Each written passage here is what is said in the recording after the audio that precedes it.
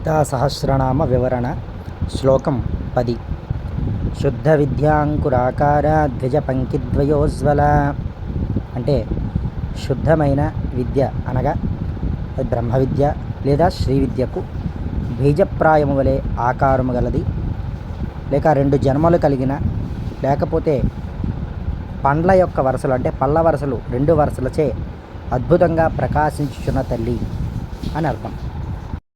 కర్పూర వీటికామోద సమాకర్షద్దిగంతర అంటే కర్పూరపు తాంబూలము యొక్క సువాసన లేదా పరిమళము వీటిని చక్కగా గ్రహించున్న దిగంతముల వరకు ఆవరణములు కలది.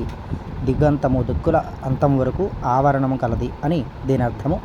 తదుపరి శ్లోకము దాని యొక్క అర్థం వేరే వీడియోలో చెప్పుకుందాం. స్వస్తి. ఛానల్ సబ్స్క్రైబ్ చేయండి.